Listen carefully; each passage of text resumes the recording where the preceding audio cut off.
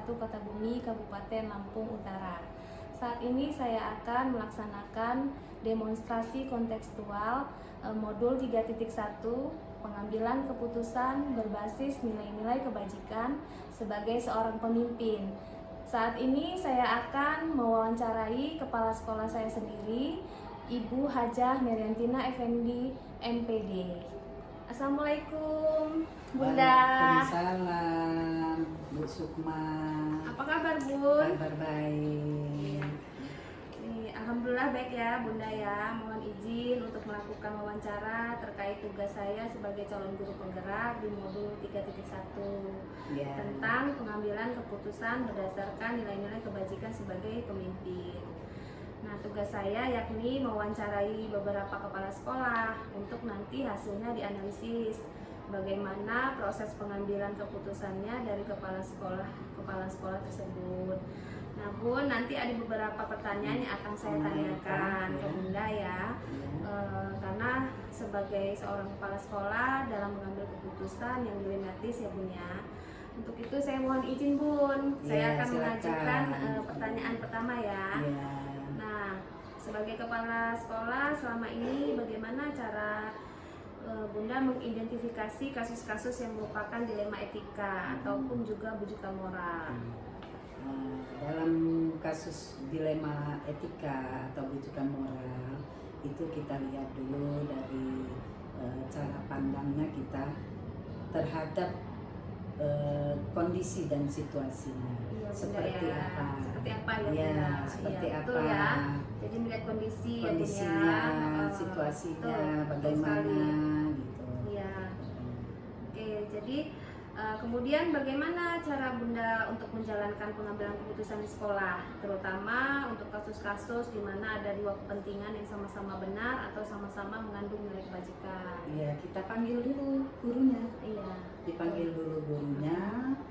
Kira-kira apa yang menjadi permasalahan guru tersebut? Iya. Kalau dia misalnya permasalahannya urgent, ya kita ya kasih paling tidak ya berapa hari, 3 hari. Dan dia juga harus kelasnya harus dikasih tugas Ya, dan harus ada betul. supaya anak-anak supaya anak-anak tidak berantem. Ya. Jadi kita lihat dulu. Tapi kalau misalnya dia tidak terlalu urgent, ya kita hanya 1 hari aja, besoknya harus masuk. Oh iya, ya juga kan di sekolah itu kan ada guru piket ya. Jadi ngambil alih gitu. Guru piket juga harus dia harus izin juga dengan guru piket. Dan guru piket juga melihat di kelasnya. Jadi kolaborasi ya, kolaborasi. antara Guru yang bersangkutan dengan guru piket. Jadi Bu, jadi dilema etika itu justru kebanyakan timbul antara guru dan kepala sekolah karena kan izin-izin loh Iya, ya. betul. Tepatnya sering terjadi dalam rapat pada saat izin ya. Kemudian jawaban Bunda udah lengkap ya, harus izin dulu, harus ada guru pengganti. Oke, betul. Agar anaknya nggak berantem Gimana? Iya, betul. Jadi kemudian apa kira-kira mungkin pastinya ada tantangan ya Bu ya yang dihadapi dalam mengambil keputusan karena kan menjumpai kasus-kasus dilematis dan Ibu harus mengambil keputusan dari situasi tersebut. Tahu sendiri kan guru-guru ya punya. Ya makanya kita kalau manggil guru yang nggak harus kita dengan bahasa yang itu kurang ya. santun. Iya, betul itu Bu. Berarti kan kita harus berbahasa yang santun karena guru itu adalah sahabat kita, bukan lawan kita. Guru itu teman kita. Ya jadi guru itulah yang membantu kita. Walaupun kalau kepala sekolah nggak masuk, ya artinya anak-anak tetap aja kondusif asal ada gurunya di dalam kelas. Ya. Jadi caranya ya kita panggil gurunya. Bagaimana? Nah, bagaimana kita artinya pendekatan kita terhadap guru tersebut agar guru ini tidak tersinggung, tidak sakit hati. Nah, jadi sehingga kita, bagaimana Bu? Nah, kita kasih solusi kepada terbaik. Solusi yang baik, yang artinya anak-anak tidak merugikan anak-anak dan dia juga bisa izin dengan nyaman. Betul itu. Dan juga sekolah bisa aman.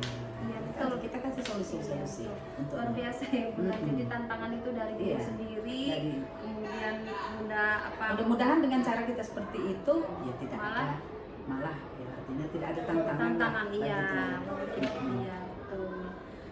Betul sekali. Jadi tantangannya justru ada dalam diri kita sendiri ya. Iya, Ya, bagaimana betul. kita dapat Bagaimana mengatur caranya kita moral ya, kemudian ngambil keputusan. keputusan ya, Terus betul. itu kan ada. Nah kalau gitu Bunda, apakah kalau ada masalah itu menyelesaikannya di tempat atau memiliki sebuah jadwal untuk menyelesaikannya? Saat itu Saat itu ya Bun, kalau gurunya urgent pas ya. PKI ya kalau urgent pas Langsung. gurunya langsung, Oh iya, gurunya langsung udah dipanggil, langsung ya dipanggil. langsung dipanggil biar artinya besok-besoknya si guru tersebut ya nggak seperti itu lagi. Betul Bun. Nah, Jadi jadi itu kalau bagus misalnya ya. dia artinya ada hal-hal yang urgent ya dia cepat aja menelpon. Tapi kebanyakan ya guru-guru kita di sini ya rata-rata ya semuanya izin Alhamdulillah dan izin. mengasih solusi yang Dan terbaik. baik, tidak merugikan. Nggak merugikan siswa, Anak-anak, dia juga sekolah. aman, nyaman. Betul, kalau Iya. iya betul Bun, kalau Iya. ada guru pengganti Kalau ada guru- izin nggak iya. khawatir gitu Paling tidak kan. kan guru penggantinya guru piket. Piket, Dia betul. jadi kolaborasi dengan guru piket. Piket. Betul, Bun. Jadi Bunda apa namanya lengkap sekali ya, udah mengidentifikasi permasalahan ya, termasuk dilema etika atau bujukan moral. Kemudian Bunda juga melakukan keputusan itu berdasarkan pertimbangan-pertimbangan ya Bun Ya, ya. tentunya seperti itulah. Terus ada nggak? serta merta Iya karena langsung kita karena iya kepala sekolah karena langsung kepala ini gitu sekolah ya. ini tidak. Iya, jadi adakah seseorang atau faktor-faktor apa yang selama ini mempermudah atau membantu ibu dalam pengambilan keputusan dalam kasus-kasus dilema etika? Ada ya Bun ya? Ada banyak Wakil malah ya wakil-wakil. Wakil-wakil. Banyak. Bunda Atau bersama kawan-kawan sahabat guru-guru juga. Iya. Iya. Betul. Jadi Bunda apa di sekolah ini berkolaborasi dengan baik Iya, ya, baik, antara dengan wakil, gurunya, guru dengan BK, wakil, guru iya. piket dan guru-guru. Bahkan kalau kelas itu kosong yang nggak kira-kira gurunya urgent, yang artinya dia nggak betul-betul nggak bisa masuk, bahkan Bunda sendiri kan yang Iya, masuk ke dalam iya, kelas. betul. Bunda yang Memberi keliling, nasihat keliling, memberikan nasihat kepada nasihat. anak-anak tersebut. Iya, iya, Jadi kalau betul. gurunya nggak ada ya jangan dia jadi ribut, Iya. kerjakan apa yang tugas yang sudah diberikan oleh gurunya. Gurunya. Betul Bun, saya lihat itu Iya. ya, setiap nggak ada guru Bunda selalu masuk. Masuk. Jadi ya, jadi Bunda udah mengidentifikasi, kemudian berkolaborasi dengan wakil-wakil di sekolah. Kemudian pertanyaan terakhir ya, Bun, dari semua hal yang telah disampaikan tadi, pembelajaran apa yang dapat Bunda petik gitu dari pengalaman sebagai kepala sekolah dalam mengambil keputusan yang dilematis gitu? Apa ya? Kira-kira ya artinya pengalaman karena yang seperti itu yang kita nggak bisa tidak ada di bangku sekolah. Bangku sekolah, betul Nggak Bun, ada. itu kan Iya, pengambilan itu keputusan hanya ya. ngambil keputusan ada pengalaman. Pengalaman. Ya makanya kalau kita mengambil keputusan ya ambillah kita pikir-pikir dulu. Bijaksana, Harus ya. bijaksana. Seperti apa supaya artinya guru tersebut nggak malu dengan kawannya, Betul itu, tidak Bun. tersinggung. Jadi, Jadi paling tidak ya kita panggil itu dengan pengambilan baik-baik keputusan. ya artinya paling nggak empat mata. Empat mata Itu betul, aja. Bun. Paling nggak empat mata. Tanya dari mana, kenapa, kemudian artinya kalau dia Memberikan solusi memberikan ya. solusi yang terbaik itu Baiklah. seperti apa. Gitu. Ya, Ya, luar biasa sekali ya Luar biasa. Bunda. Alhamdulillah selesai apa namanya saya ini Bunda. Terima kasih atas waktunya ya Bun ya hari iya, ini. sama-sama. Oke, Iya. terima kasih ya Bun ya. Ya. Assalamualaikum warahmatullahi wabarakatuh. Waalaikumsalam warahmatullahi wabarakatuh.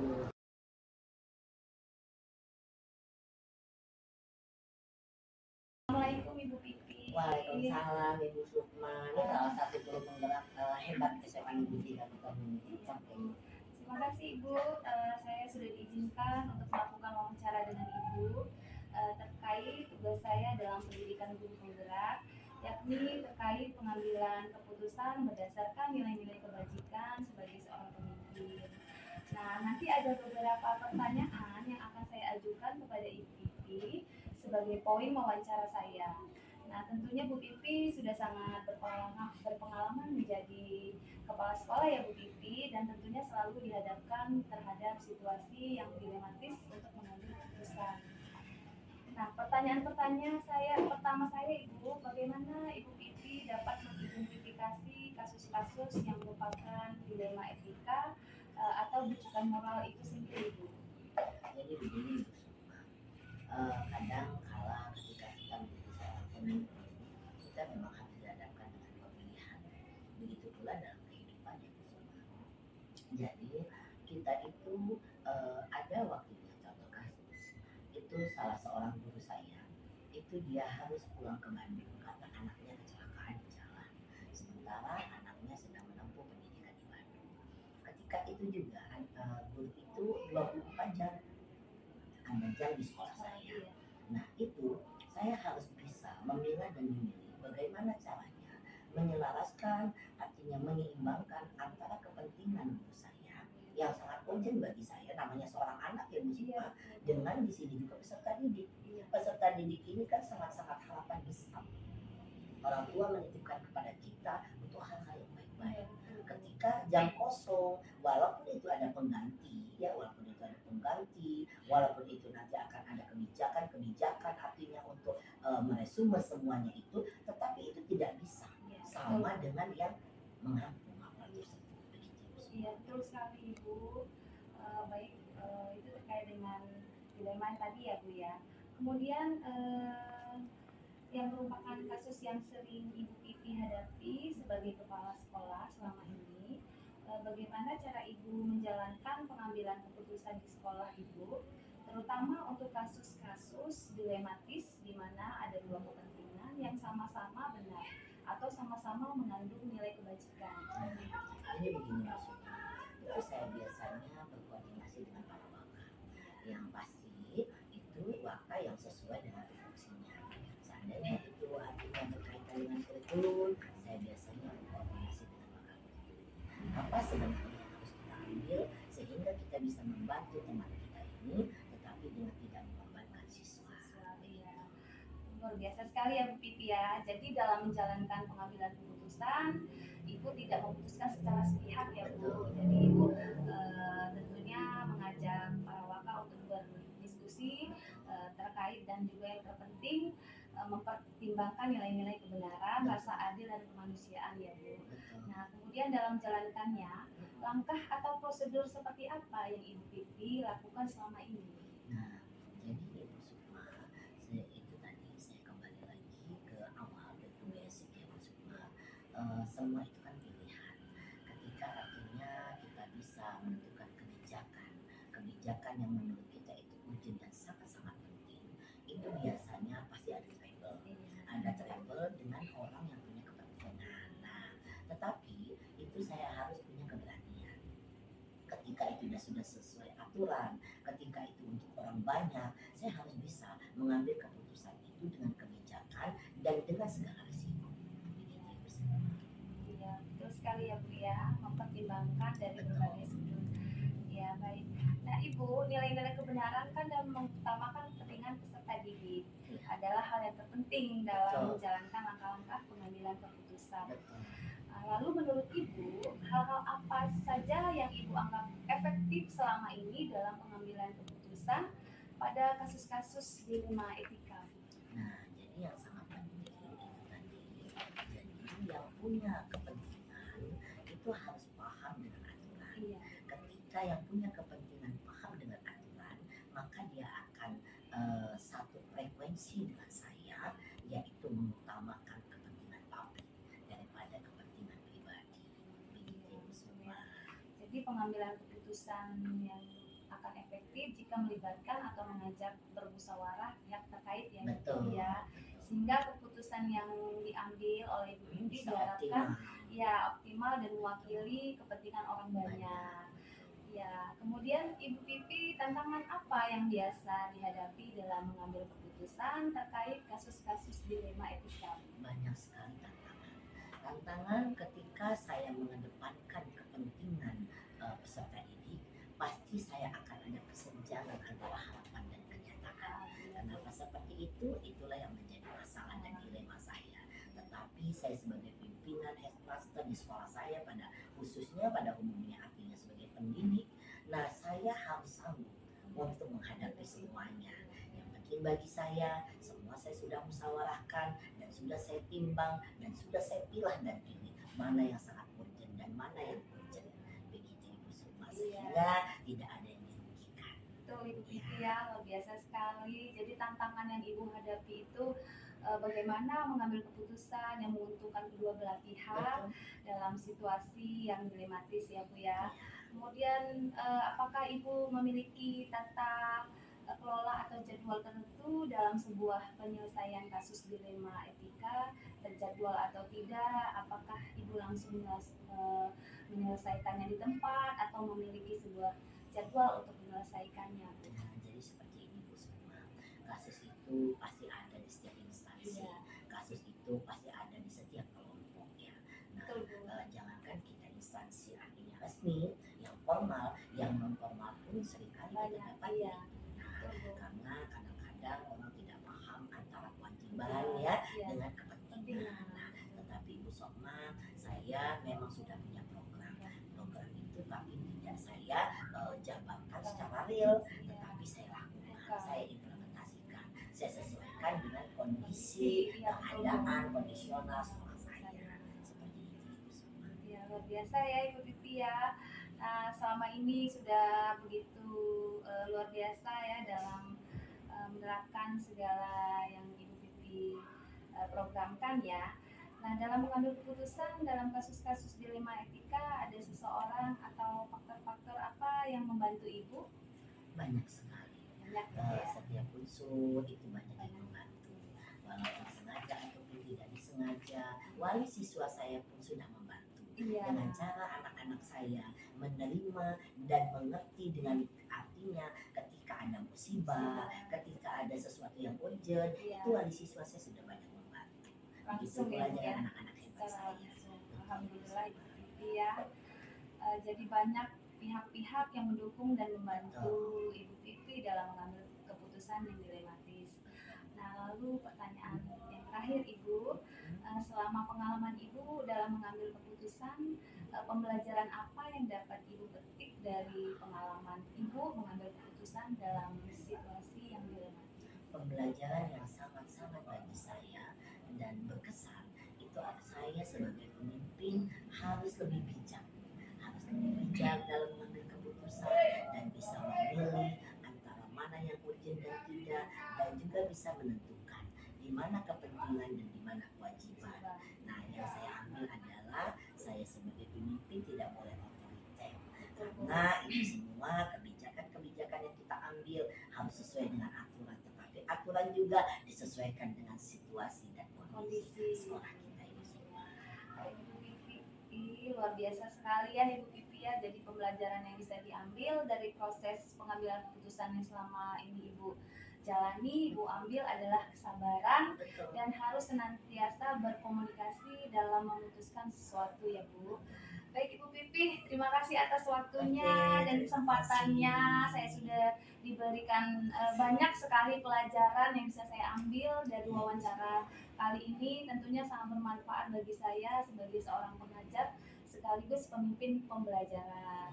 Terima kasih Bu Pipi atas waktunya. Salam hormat saya, salam sayang saya untuk BGP yang selalu berinovasi, yang selalu mendidik guru-guru hingga menjadi lebih baik. Semoga apa yang menjadi program Bapak Presiden kita, pendidikan harus semakin maju.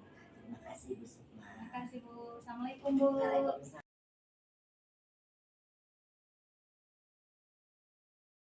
Assalamualaikum Bu Ari. Waalaikumsalam. Gimana Bu kabarnya? Alhamdulillah baik. Bu semua tambah cantik aja sih.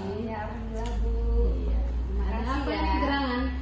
Ya gini Bu, jadi apa namanya saya ingin melakukan wawancara terkait tugas saya sebagai calon guru penggerak di modul 3.1 tentang pengambilan keputusan berdasarkan nilai-nilai kebajikan sebagai pemimpin Bu. Jadi saya ini meminta waktu Bu Ari ya untuk mewawancarai beberapa kepala sekolah untuk nantinya hasilnya dianalisis bagaimana proses pengambilan keputusannya dari kepala sekolah.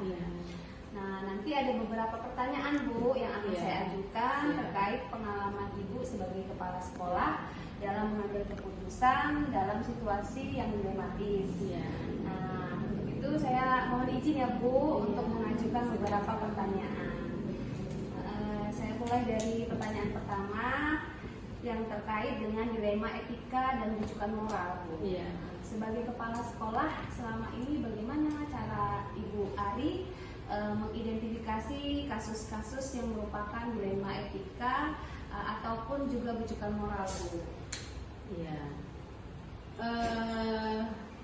Tentunya dalam pengalaman saya menjadi kepala sekolah, dalam mengidentifikasi kasus-kasus yang merupakan dilema etika, saya melihat kondisi dan situasi tertentu secara langsung dengan mengamati segala sesuatu yang terjadi di lingkungan sekolah, supaya dimana saya tidak akan salah dan benar dalam mengambil keputusan tersebut.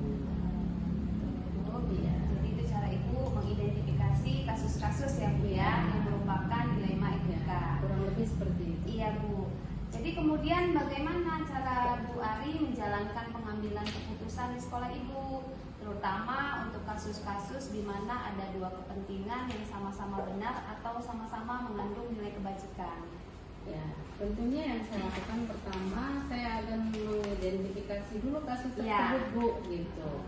Karena jangan sampai kita salah dalam mengambil keputusan yang keduanya sama-sama benar dan mengandung nilai-nilai kebajikan seperti itu.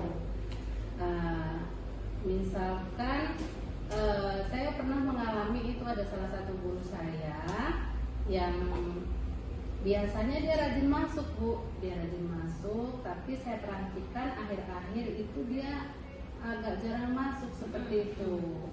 Itu Ibu dari kasus Ibu ini ya, Ya. berarti dilema etika justru datangnya dari guru Ibu ya ya. dari diri saya sendiri. Nah, seperti itu. penjelasannya sudah lengkap ya Bu, berarti Iya. sering nggak masuk, Iya. mungkin ada kendala-kendala lain ya Bu Iya. ya. Nah lalu hal-hal apa saja yang selama ini Ibu Ari anggap efektif dalam pengambilan keputusan pada kasus-kasus dilema etika? Iya. Yang saya lakukan adalah yang pertama mengidentifikasi melalui pengamatan, ya saya amati. Saya bisa mengetahui bahwa Sion ya, Ibu Sion, namanya Ibu Sion Bu. Ibu Sion itu yang tadinya jarang masuk jadi tidak masuk. Kemudian setelah saya amati, saya lakukan pendekatan. Ya. Saya lakukan pendekatan, saya panggil, saya panggil ke ruangan saya ajak ngobrol berdua.